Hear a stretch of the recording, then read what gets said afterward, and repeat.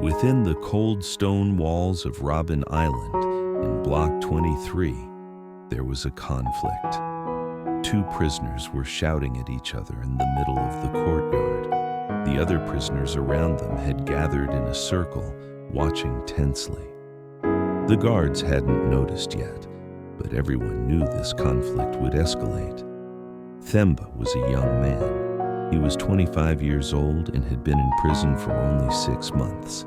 His anger was fresh, his pain deep, his hopelessness evident in every movement. Standing opposite him was Saifo in his 40s, who had been here for 10 years.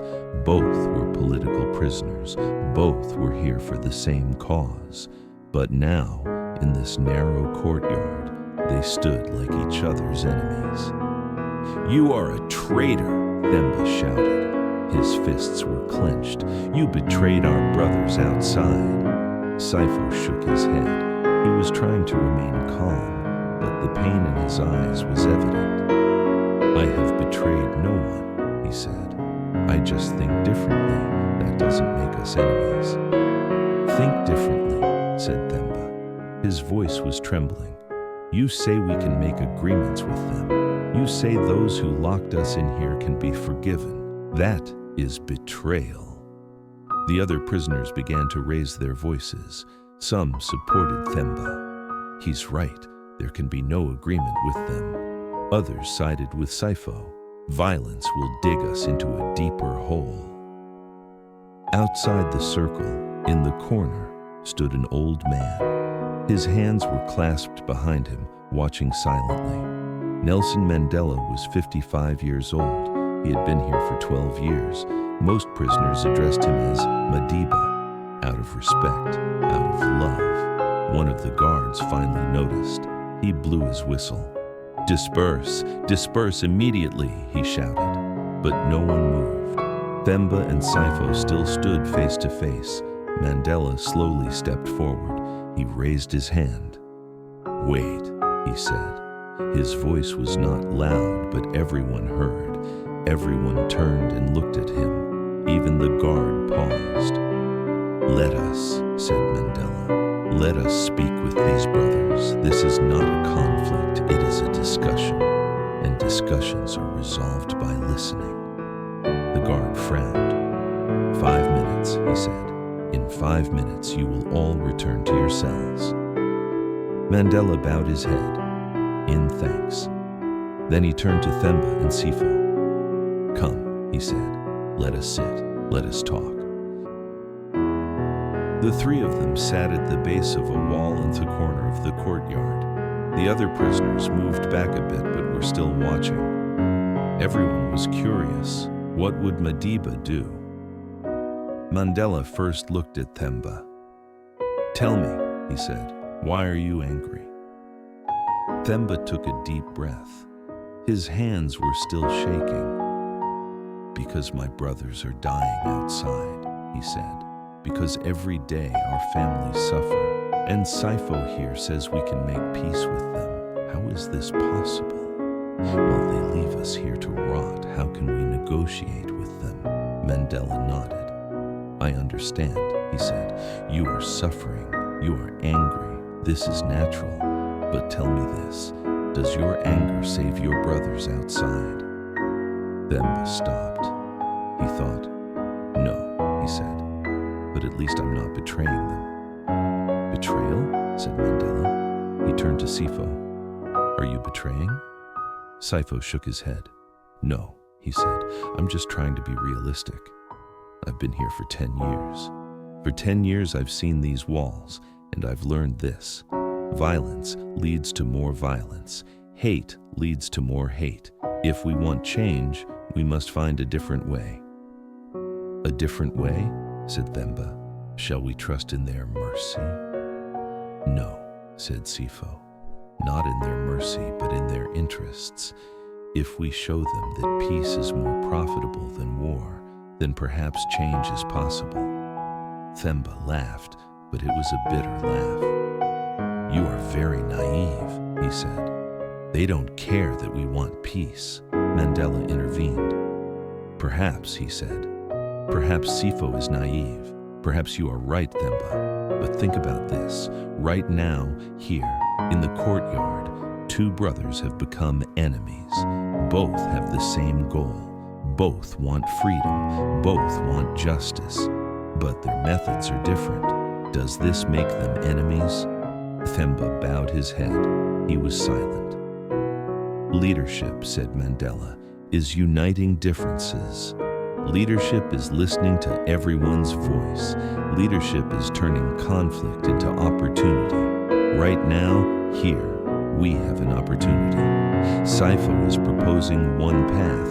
You want another path. But we both want to reach the same destination. So why should we be enemies?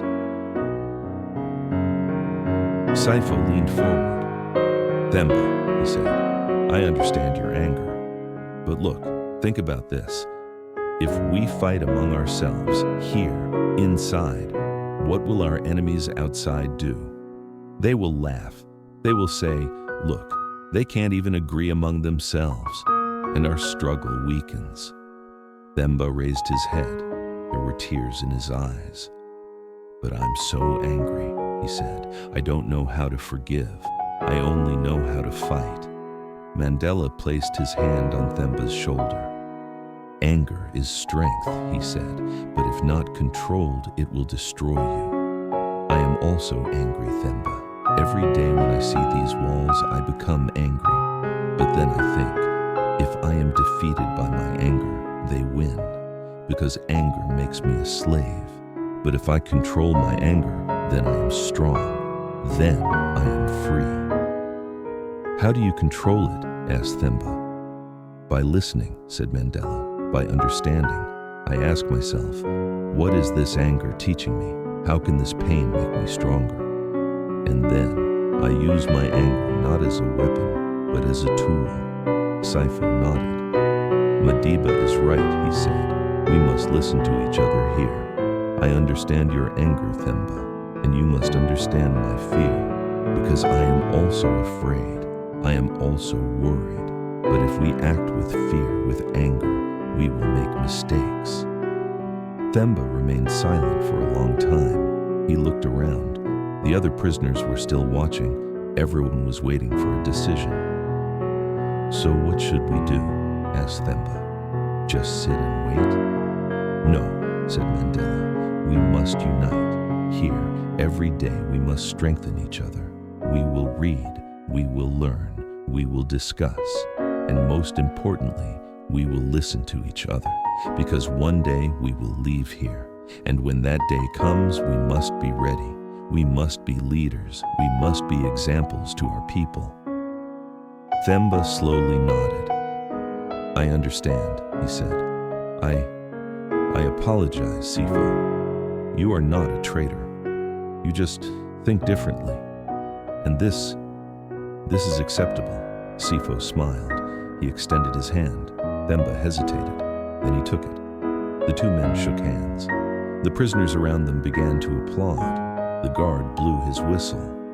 Return to your cells, he shouted. But no one was angry. Everyone felt lighter. After that night, something changed. Themba and Sifo were no longer enemies. On the contrary, they became close friends. Every evening in their cells, they talked, they debated, but with respect, with understanding. One night, Mandela came to their cell. I want to teach you something, he said. What do you want to teach? Asked Themba. Leadership strategy, said Mandela, because one day you will also be leaders, and leadership is not just being strong. Leadership is knowledge. Leadership is patience. Leadership is listening. Sifo took out his notebook. Tell us, he said. Mandela sat down. First rule, he said, listen to everyone, whether they agree with you or not, because everyone knows something. Everyone carries an experience, and if you only believe in your own opinion, you become blind. Second rule, asked Themba. Stay calm, said Mandela. In conflicts, everyone panics, everyone shouts, but a leader stays calm, because calmness gives confidence. People trust the person who stays calm. Third rule, ask Sifo. Find solutions, said Mandela. Don't just show the problem, offer a solution. People already know the problems. What they need is a solution, and you must provide that solution. After that night, Mandela gave a lesson every week. Prisoners would gather and listen to him. He would teach them history, politics, but most importantly, humanity. One day, a young prisoner asked, "Madiba, do you ever fall into despair?" Mandela smiled. "Every day," he said. "But then I remember, hope is a choice. I choose to be hopeful, because hopelessness is death, but hope is life." Years passed. Themba and Sifo were now experienced prisoners. Both had become Mandela's students, and both, among themselves, led other prisoners.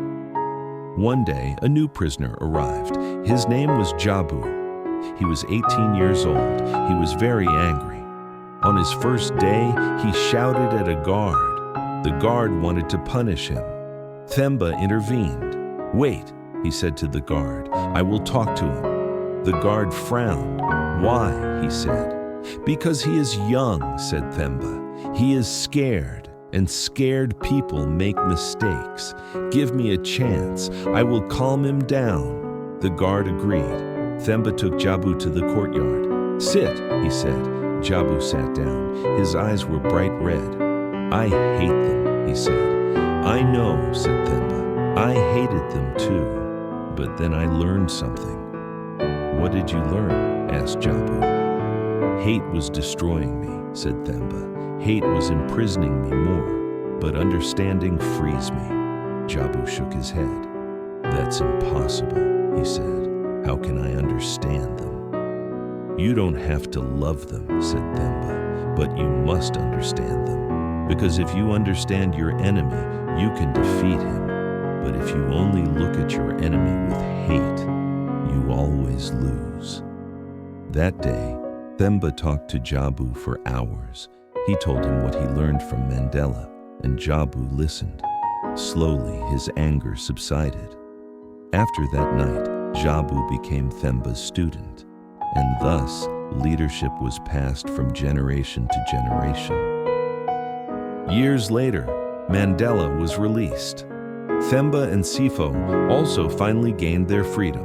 Both reached important positions in their country. They became leaders. One day, at a conference, Themba gave a speech. "I want to tell you a story," he said. "Years ago in prison, I was very angry.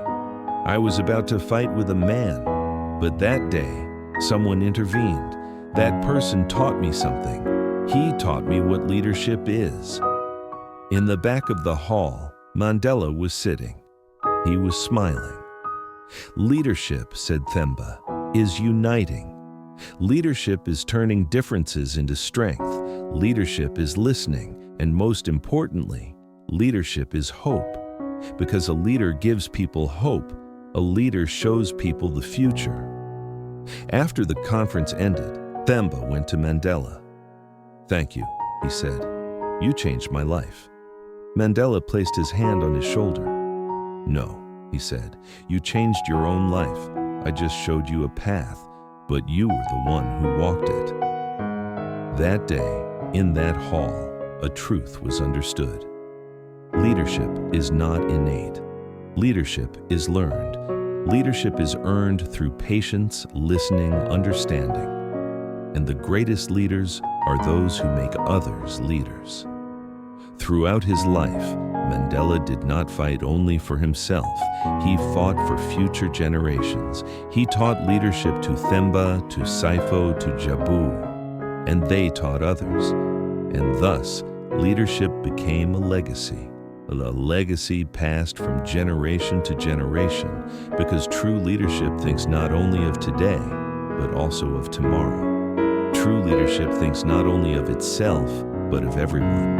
And that day, in that hall, everyone understood. Leadership is not a title. Leadership is a responsibility. Leadership is love. Leadership is hope. Leadership is service.